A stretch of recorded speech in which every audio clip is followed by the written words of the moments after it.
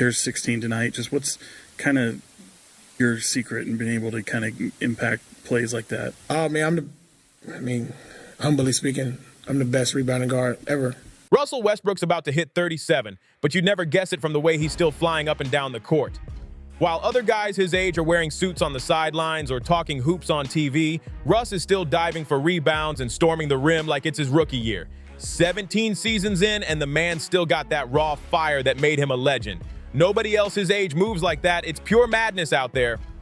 Humbly speaking, I'm the best rebounding guard ever. Even at 36, Russ is out there grabbing rebounds like a straight-up monster, doing things most guards wouldn't even dream of.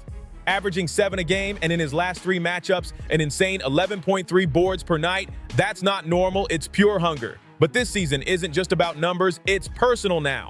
Year 17 has turned into Russ's loud revenge tour. After an offseason where teams acted like he was washed and his old squad told him not to come back, he's out here proving every single one of them wrong and doing it with style and fury. It's speculation. The truth is that they didn't want me back. Everyone thought the league had moved past Russell Westbrook. Fans, front offices, whole teams wrote him off like he was history. But 10 games into the season, he's clowning all of them again. Averaging 16 points, 6 dimes, and a shocking 47.7% from deep, Russ is showing the world he's still got that fire burning bright. And think about it, just 3 weeks ago, the man didn't even have an NBA contract. Everybody want to know who I am. No offense to you guys, but the media has portrayed me to be somebody that I'm not, unfortunately, but that's the world we live in. And I always stay true to myself, stay grounded, stay humble. God's willing, I've been able to make it this far, not by accident, but I always stand on who I am, where I'm from. To me, everything else will take care of itself. Whatever the journey is, I'm always prepared for that. So God is, He didn't put me in this position to please or to appease other people or to be fake or to be politically correct, because that's not me. I'm a human, thoughtful. I make mistakes. I'm happy. I have all human reactions like everybody else. I'm grateful for that journey, man. I really am. And now the Kings. Every time Russ signs somewhere new, the same talk starts up. He's done, he's washed, he's finished. But every single time he flips the script. He walks in, puts his head down, and works like it's life or death, and boom, the whole team shifts. This year might just be his sharpest form in a long, long time, and the Warriors found that out the hard way. In a matchup where big names like Steph Curry, Jimmy Butler, Draymond Green, Zach LaVine, and Domantas Sabonis were all missing, it looked like the perfect night for Golden State's young stars to take over. But nah, the best player on the floor wasn't some rising rookie. It was a 36-year-old vet turning 37 next week. My ability to be able to be a force of nature on the floor is what I pride myself on. So whatever that looks like, it may be a turnover, it may be a missed shot, but it may be a steal, maybe a dunk, maybe a missed 3, maybe a made 3. It's gonna be all of that. It's gonna be everything. So you just take it for how it comes, and whatever happens, you go with it. And I've always been like that, as long as I leave it on the floor, and God willing, to be able to go out and continue to compete. Russ went off with an efficient triple-double and straight up carried his squad to the win like it was nothing. Watching him bully defenders, slice through lanes, and finish left-handed, it's unreal.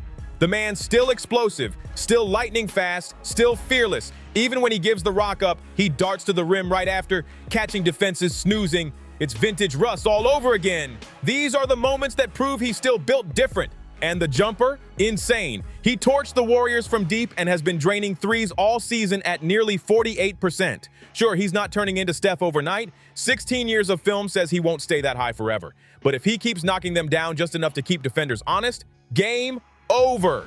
His rim drives are still lethal, his speed untouched, and even without the high-flying dunks, he's still blowing past everyone like it's 2016 again. Tonight you used impressive dribbling skills to successfully fake out your opponents multiple times. And in the second quarter, you made a jump shot where your body was turned like 180 degrees away from the basket. It was just an amazing shot. You're always making these spectacular moves within a split second. Do you anticipate doing them, or is it just a second nature to you? Like, do you just not even have to think about it? You know, the way you explain it, you need to be around more often. I just try to go out and do the best way I can. Try to, find ways to be able to make make some shots and make the right play.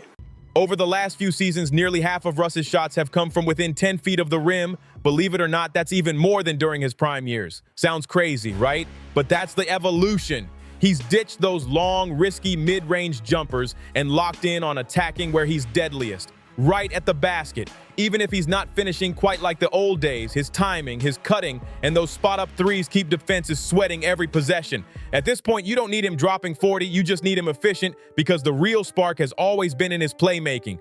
We all know Russ has stacked triple-doubles like it's nothing and led the league in assists, but somehow he's still underrated as a passer. Wild to say about a guy with that resume, right? People see the highlights but miss the art behind it. It's not just about breaking down defenses, it's his court vision, that laser focus, that perfect touch on passes that thread through chaos. Watch him grab a rebound, turn on the Jets, and zip a full-court dime to Malik Monk for an easy 2. It's poetry in motion. Or when he slows it down in the half court, calls for a screen 30 feet out, and hits his rolling big man with a no-look pass before the defense even twitches. That's genius. Russ doesn't just read plays, he creates them out of thin air. And that speed, still deadly as ever. The second the game opens up, he's already halfway down the floor, gliding with that signature power and swagger. When he gets the ball in transition, it's like the clock rewinds. You see that same explosion, that same fire, that same fearless drive that defined his prime. The way he sets up teammates for clean finishes, timed cuts, and open looks keeps everyone involved, and it's contagious. Younger players ride that energy like a wave, and suddenly the whole team looks alive. That blend of grind, experience, and unselfish hustle still transforms teams. He's living proof that impact doesn't age. I'll be real, I laughed when the Kings picked him up, not because I thought he was done, but because it just didn't make sense on paper. They'd already paid Dennis Schroeder, drafted Devin Carter, had Malik Monk, Zach LaVine, plus the spacing duo of DeMar DeRozan and Domantas Sabonis. I remember thinking, man, where does Russ even fit? But somehow, like always, he made it work. That triple-double against the Warriors said it all. This dude still delivers when he's running the show.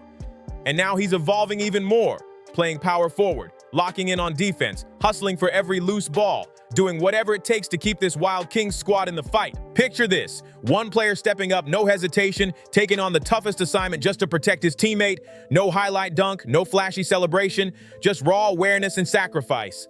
That's the kind of move that keeps your star out of foul trouble and your team alive. It's real leadership, playing for the squad, not for the spotlight. That's the difference between chasing stats and chasing wins. And here's the wild part. When Monk, Schroeder, and LaVine all share the floor, Russ still finds ways to make noise. Leave him open in the corner? Big mistake. He's crashing the glass, battling through defenders, and tipping shots back in like he's 25 again. That non-stop hustle is why he's still in the mix every season. It's impossible to count him out. We've seen this story too many times. Everyone doubts him, says he's washed, and then boom. He flips the script and reminds everyone who he is. Even if the Kings are chaotic right now, Russ keeps them exciting to watch. He's not just hanging on in the league, he's flipping the narrative every single night, and that's what makes his story legendary. So what do you think? Are we seeing a wild late career comeback, or is this just pure Westbrook madness at 37? Could he really carry the Kings further than anyone dares to predict? Drop your thoughts below. I want to hear every take on this insane run. Thanks for rocking with Ball Stories. Don't forget to like, share, and subscribe for more explosive hoops drama and untold moments that keep the game alive.